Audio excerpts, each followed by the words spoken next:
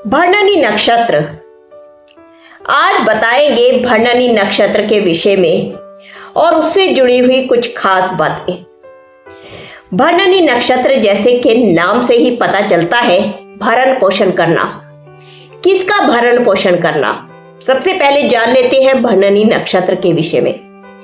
भरणी नक्षत्र 3 तारों का समूह होता है, जो थोड़ा सा चमकीला नहीं, थोड़ा कम चमकीले वाला होता है। इसको स्त्री के प्रजनन से जोड़ा गया है। भरण पोषण किस चीज का करता है भरणी नक्षत्र? भरणी नक्षत्र भरण पोषण करता है उस वीर्य का, उस पोषण का जो गर्भ में पल रहा है, उस बीज का पोषण करता है। भरणी नक्षत्र उस जल को बोलते हैं जो गर्भ के अंदर है, जो पोषण करेगा, उस बीज का पोषण करेगा। जैसे धरती के अंदर बीज का पोषण होने के बाद में वो पेड़ बनता है, फल देता है।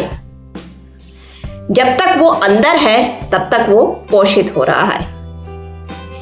उसके पश्चात इसके देवता कौन है? इसके देवता यम है। यम क्या बताते हैं? जैसे कि पौराणिक कथाओं में आपने जाना होगा नचिकेता और यम के बीच की वार्ता। नचिकेता जो ऋषि पुत्र थे और महर्षि जी बहुत ज्यादा बड़े यज्ञ कर रहे थे, उसके पश्चात में वो दान इत्यादि दे रहे थे, जो कथा जुड़ी हुई है, पौराणिक कथाएं। और उस कथा के अनुसार वो दान में ऐसी गायों का दान कर रहे थे जो बुजुर्ग थी, बांझ थी और बीमार थी। जब नचिकेता ने ये चीजें देखी तो उनसे रहा नहीं गया और उन्होंने कहा कि पिताजी, आप मुझे किसको दान करेंगे? तो उन्होंने भी क्रोध में आकर कह दिया कि आपको मैं यम को दान करता हूं। तो नचिकेता ने भी अपने तप के बल पर यमराज के द्वार तक पहुंच गए। यमराज को वहां ना पाकर वो 3 दिन तक भूखे प्यासे द्वार पर ही बैठे रहे। इस प्रकार से यमराज ने उन्हें 3 वर दिए। अब ये देखिए कि भरणी नक्षत्र यहां पर क्या जोड़ता है। ये देखता है कि भरणी नक्षत्र यम के साथ, यम यदि हम नियम से नहीं चलते हैं तो वो हमारा पोषण नहीं करता, हमें नष्ट कर देता है।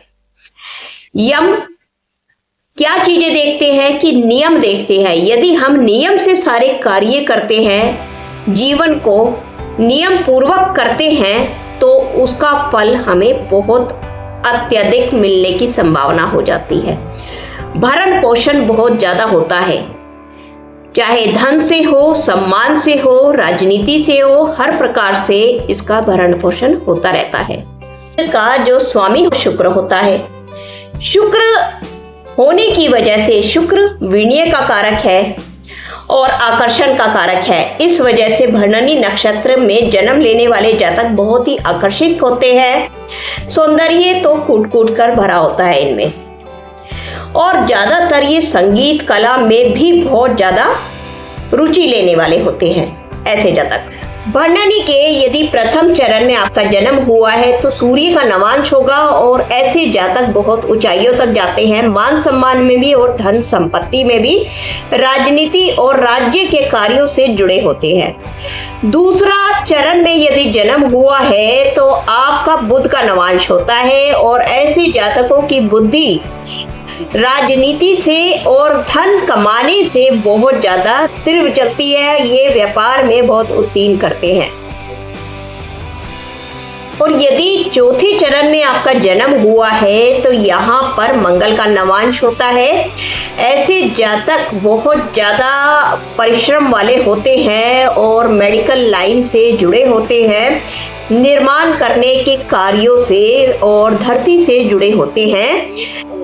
ऐसे जातक की ऊर्जा ज्यादातर दूसरों की सेवा करने में और निर्माण कार्य करने में लगी रहती है।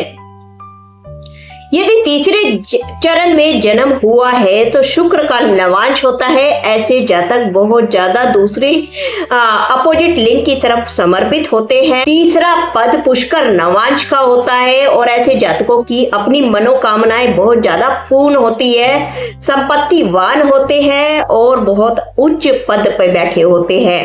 यदि भरणी नक्षत्र से संबंधित ये छोटी सी जानकारी आपको पसंद आई तो इसे लाइक शेयर सब्सक्राइब जरूर कीजिएगा। तब तक के लिए राधे राधे।